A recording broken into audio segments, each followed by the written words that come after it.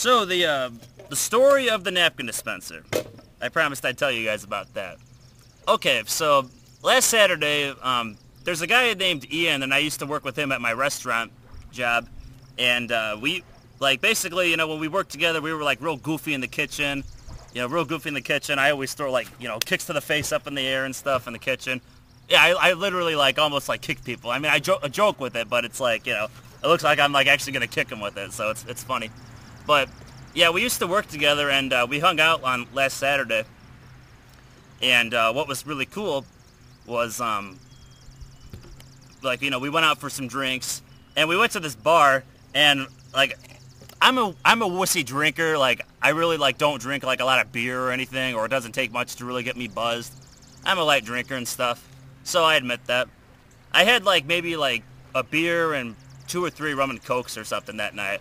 But it was funny, because, like, after, like, a couple drinks, like, you know, I'm talking to him, and we're laughing, having a good time. And I noticed this, like, napkin dispenser, like, on a table.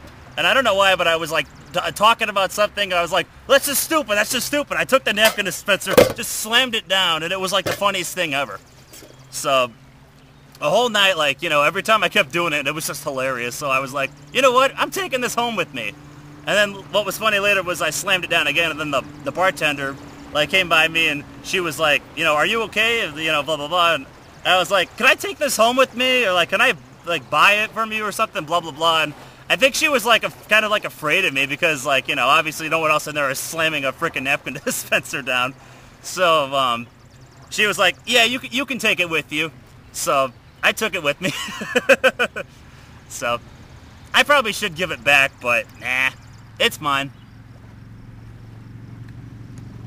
It's good to have on rants on videos. So that's the story of this thing. So one more thing I wanted to talk about. So have any of you guys ever had, like, an idea for, like, a wrestling gimmick for somebody? Just something for them to do that would, like, really help them get over with their gimmick and their character. You know, move up the ladder in WWE or something.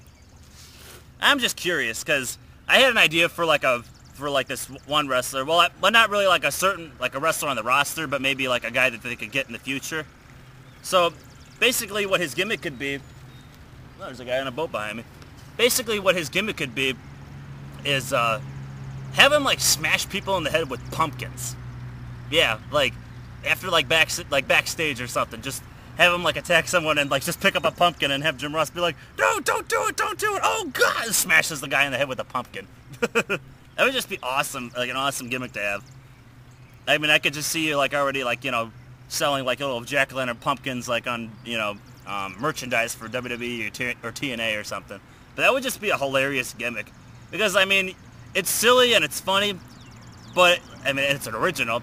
But also, too, like, you know, getting hit with a pumpkin would hurt if someone, like, smashed a pumpkin over your skull. Like, that would give you a concussion. And I don't know if it would be as deadly as Randy Orton's punch to the head or something. But it would just be a really, like, cool gimmick, I think. Hey, put the mask on a guy and call him Halloween. That was a EBW joke. We used to have a wrestler on Halloween. We should have had him do that. Smash pumpkins on people's skulls after attacking him backstage. The skull, the head. So... anything else I want to talk about? I guess I could talk a little bit more about the idea with the Donald Trump storyline they got going on right now. So that whole storyline.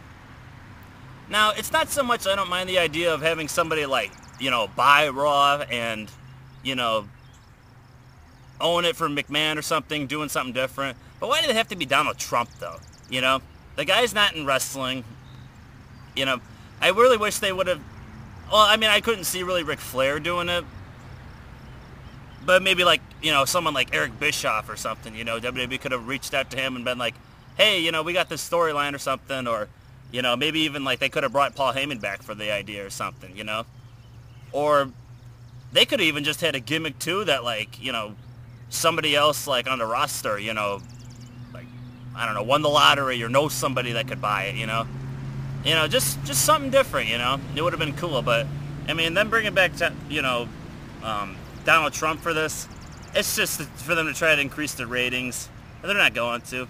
I really don't see WWE's ratings ever really, like, going, like, higher than kind of what they are now. Like I think they're like generally in the 3.0 to a 3.6 range for the most part. That's how they've been lately.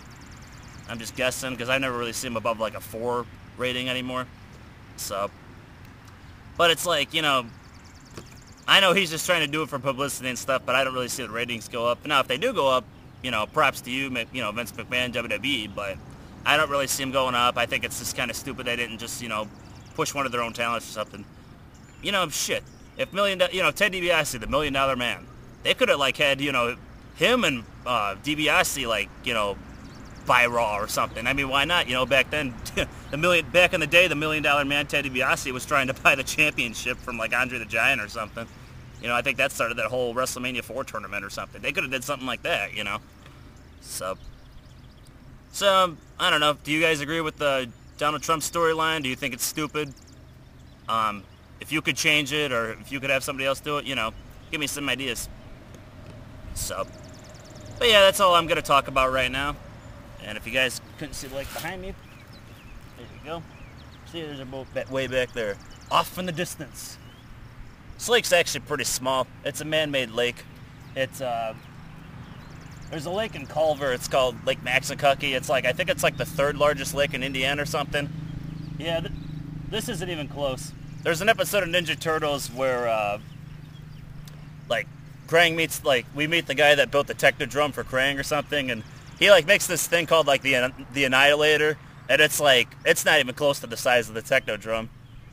I remember Krang was like, it's a toy compared to the Technodrome, and then the guy's like, it may be smaller, but it is faster and packs 20 times the firepower. So I guess that means that even though this isn't Maxinkuckee, it's still an okay lake. So I'll give it 2 thumbs up and a foot. And my juice up and my dispenser up. So yeah, that's my video. This is probably 75 minutes, so I will catch you guys later. Peace. And double sign, whatever.